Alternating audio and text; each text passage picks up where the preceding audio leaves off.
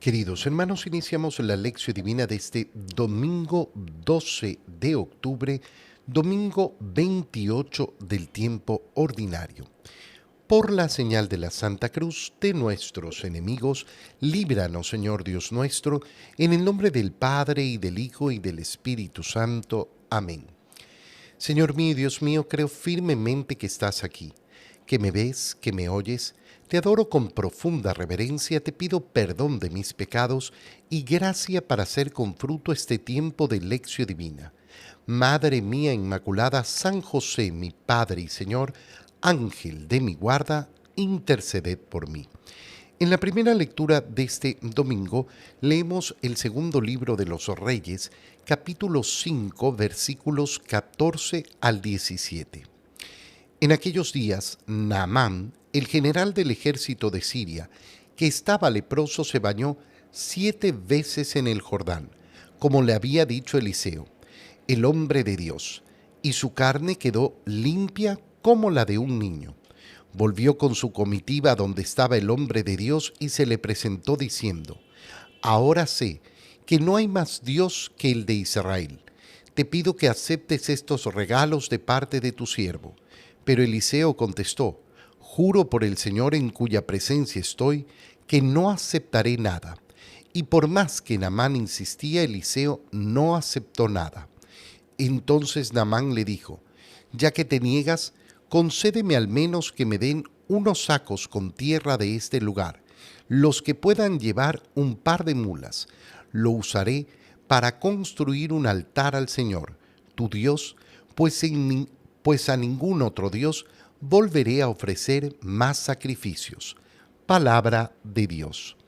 La historia que leemos en el segundo libro de los Reyes es la historia de este jefe del ejército de Siria llamado Naamán, que tenía lepra y tenía entre su servidumbre a una esclava judía que le dice a la esposa de Naamán: si mi amo fuera donde el profeta en mi tierra, si fuera a ver a Eliseo, entonces podría curarse.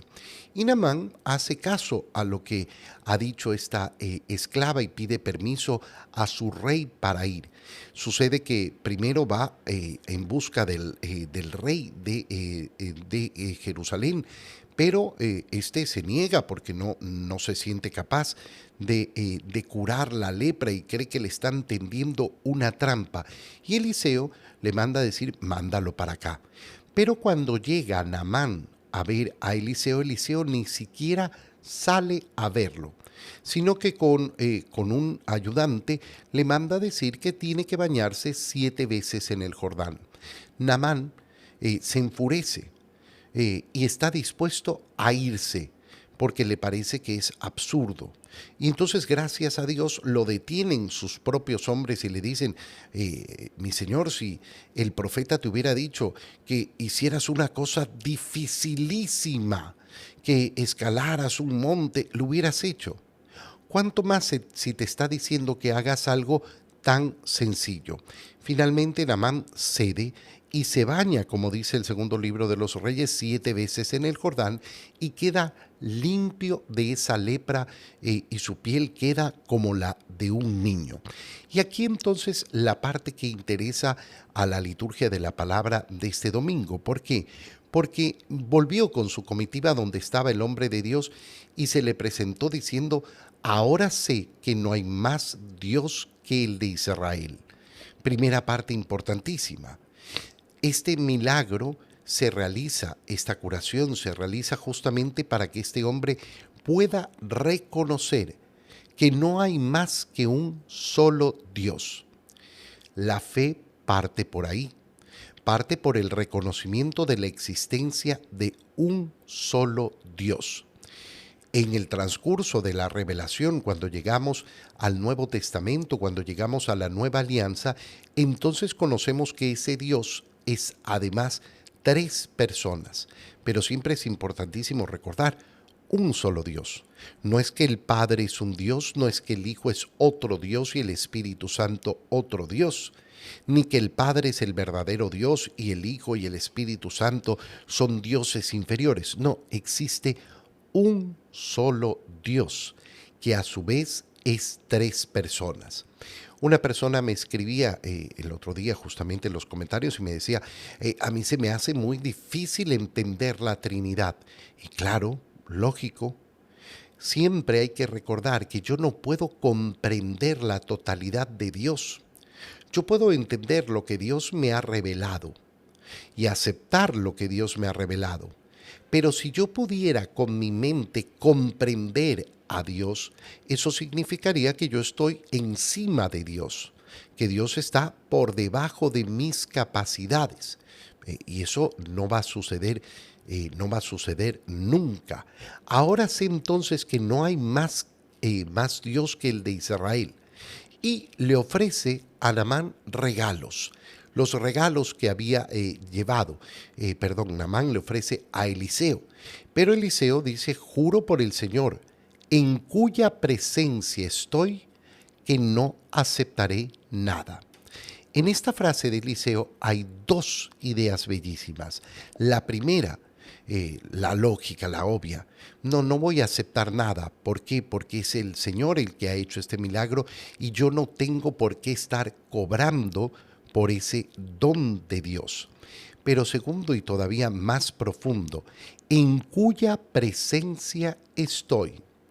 Eliseo es consciente de estar siempre en la presencia de Dios. Cuando una persona tiene esta noción de la presencia de Dios, que no es simplemente una convicción, es una noción, es decir, un saber, yo sé que estoy delante de ti. Por eso la lección divina la iniciamos con esta oración tan bella. Yo sé que estás aquí, que me ves, que me oyes, porque sé que estoy en la presencia de Dios. Finalmente, Naamán le pide llevarse tierra para construir un altar al Señor. ¿Por qué? Porque no volverá a ofrecer sacrificios, sino al único y verdadero Dios. Destinará su culto, su glorificación a Dios, solo al Dios verdadero. Abandona así cualquier idolatría. En la segunda lectura leemos la segunda carta a Timoteo, capítulo 2, versículos 8 al 13. Querido hermano, recuerda siempre que Jesucristo, descendiente de David, resucitó de entre los muertos conforme al evangelio que yo predico. Por este evangelio sufro hasta llevar cadenas como un malhechor, pero la palabra de Dios no está encadenada. Por eso lo sobrellevo. Todo por amor a los elegidos, para que ellos también alcancen en Cristo Jesús la salvación y con ella la gloria eterna. Es verdad lo que decimos: si morimos con Él, viviremos con Él. Si nos mantenemos firmes, reinaremos con Él. Si lo negamos, Él también nos negará. Si le somos infieles, Él permanece fiel, porque no puede contradecirse a sí mismo. Palabra de Dios. Continuamos como en los últimos domingos leyendo la segunda carta de San Pablo a Timoteo. ¿Y qué es lo que le dice Pablo a Timoteo? Recuerda que es tan importante siempre que Jesucristo, descendiente de David, resucitó de entre los muertos. Qué bonito es leer estas palabras en domingo porque nos recuerda por qué tenemos la obligación de ir a misa el domingo. ¿Por qué el domingo es tan importante? ¿Por qué yo puedo ir a misa de lunes a sábado tranquilamente y ojalá muchos lo hagan? Pero el domingo es el día en que efectivamente tenemos esa obligación de congregarnos como creyentes. ¿Para qué? Para celebrar la resurrección de Cristo. Domingo a domingo, ¿qué es lo que hacemos? Manifestamos nuestra fe en el Señor diciendo: hoy mi corazón está alegre porque sé que Cristo resucitó de entre los muertos. Y eso es lo que predica Pablo. Y dice: por este evangelio sufro hasta llevar cadenas como un malhechor. Pero la palabra de Dios no está encadenada.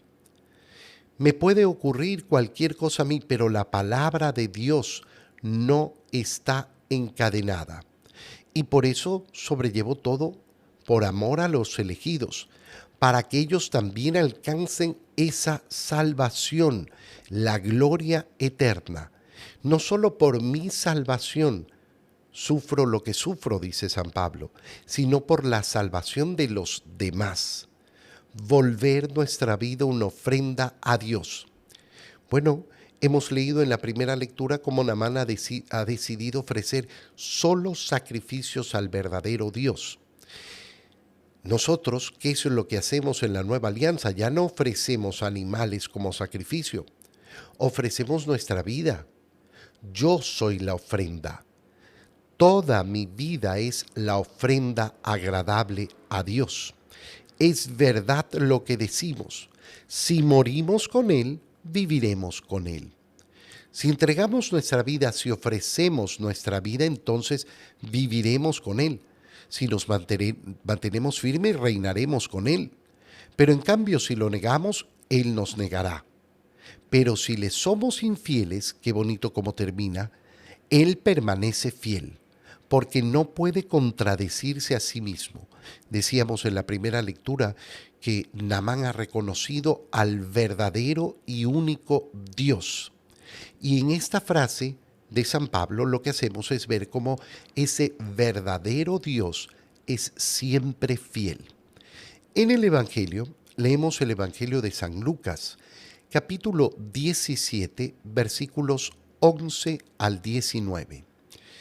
En aquel tiempo, cuando Jesús iba de camino a Jerusalén, pasó entre Samaria y Galilea. Estaba cerca de un pueblo cuando le salieron al encuentro 10 leprosos, los cuales se detuvieron a lo lejos y a gritos le decían: Jesús, Maestro, ten compasión de nosotros. Al verlos, Jesús les dijo: vayan a presentarse a los sacerdotes. Mientras iban de camino, quedaron limpios de la lepra. Uno de ellos, al ver que estaba curado, regresó alabando a Dios en voz alta. Se postró a los pies de Jesús y le dio las gracias. Ese era un samaritano. Entonces dijo Jesús: ¿no eran 10 los que quedaron limpios? ¿Dónde están los otros 9? No ha habido nadie fuera de este extranjero que volviera para dar gloria a Dios. Después le dijo al samaritano: levántate y vete, tu fe te ha salvado. Palabra del Señor.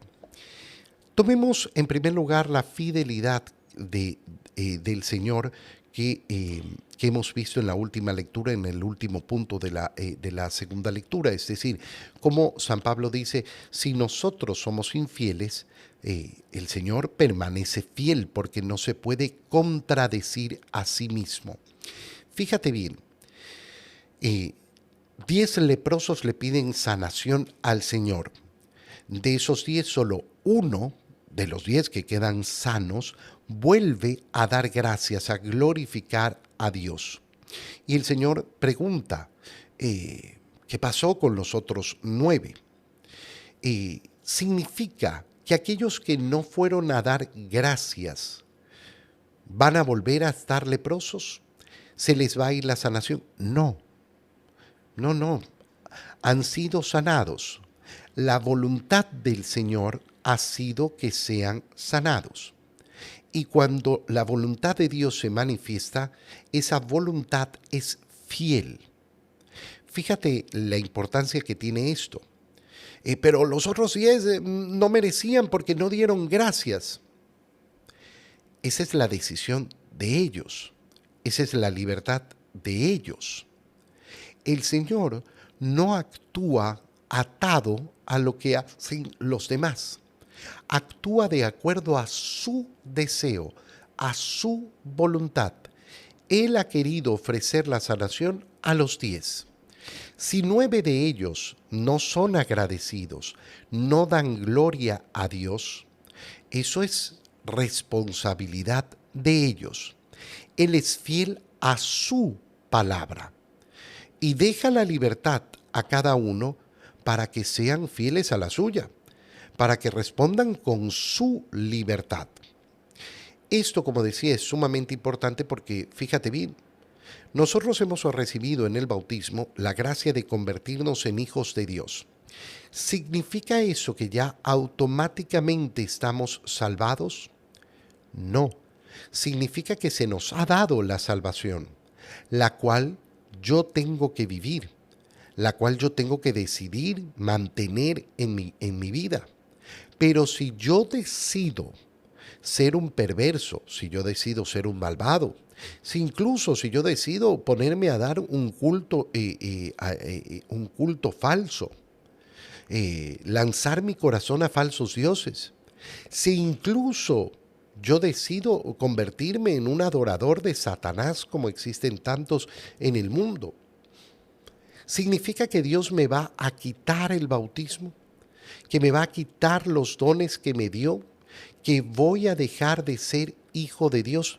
No. Seré un mal hijo de Dios. Seré un perverso hijo de Dios. Seré un adorador de Satanás, hijo de Dios. ¿Por qué? ¿Por qué si la persona es mala? Porque lo que ha recibido no depende de su fidelidad. Lo que ha recibido depende de la fidelidad de Dios. Y Dios no echa para atrás su palabra. Te he convertido en mi hijo, pero no te voy a obligar a estar conmigo. Tú vas a tener que decidir tu vida. Y si tú decides en tu vida rechazar a Dios, ese será problema tuyo, decisión tuya, responsabilidad tuya. Pero lo que Dios te ha entregado permanece porque Dios siempre es fiel. Fíjate en los particulares ahora del Evangelio. Iba camino de Jerusalén, pasó entre Samaria y Galilea, y aparecen 10 leprosos a lo lejos. No se acercan porque tienen prohibición los leprosos de acercarse a la gente. Le piden a Jesús que tenga compasión. Y Jesús no los cura inmediatamente, sino que les dice, vayan a presentarse a los sacerdotes. ¿Por qué? ¿Por qué tienen que presentarse a los sacerdotes? Para certificar que han sido curados. Y entonces darles permiso de volverse a reintegrar en la vida comunitaria. Un leproso tenía que vivir fuera, no podía vivir en los poblados, no podía acercarse a la gente, tenía que usar ropa que lo hiciera reconocible como leproso para que nadie se le acercara. Y entonces, para volverse a integrar a esa vida en comunidad, en familia, los sacerdotes certificaban si efectivamente está curado. Mientras van de camino, yendo donde los sacerdotes quedan curados de la lepra. Obedecen al Señor. Estos 10 hombres han puesto su confianza en el Señor. Y hasta aquí todo va muy bien. Pidieron algo, el Señor les dijo, vayan. Ellos fueron y cumpliendo lo que el Señor les había dicho, efectivamente son curados. Pero entonces solo uno de ellos, al ver que estaba curado, regresa alabando a Dios en voz alta. Se postra a los pies de Jesús y le da gracias. Y entonces Jesús pregunta, ¿qué pasó? ¿No eran 10? ¿Dónde están los otros 9? No ha habido nadie fuera de este extranjero que volviera para dar gloria a Dios. Qué importantes las palabras del Señor porque nos indican que eso es lo que tenemos que hacer en primer lugar en nuestra vida. Dar gloria a Dios. Rendir ese culto al Señor. Fíjate cómo esto se une con aquello que decíamos en la primera lectura, porque Naamán le levanta un altar al Señor para ofrecer sacrificios solo al verdadero Dios. En la segunda lectura vimos cómo efectivamente domingo a domingo nos reunimos en la alegría de celebrar a Cristo resucitado. Nuestra vida como ofrenda al Señor tiene que empezar por saber dar gloria a Dios. rendirle el culto y alabarlo. Te doy gracias, Dios mío, por los buenos propósitos, afectos e inspiraciones que me has comunicado en este tiempo de lección divina. Te pido ayuda para ponerlos por obra. Madre mía Inmaculada, San José, mi Padre y Señor, Ángel de mi guarda, interceded por mí. María, Madre de la Iglesia, ruega por nosotros. Queridos hermanos, que el Señor los bendiga, los cuide y los proteja, en el nombre del Padre, y del Hijo, y del Espíritu Santo. Amén. Que tengan todos un muy feliz domingo.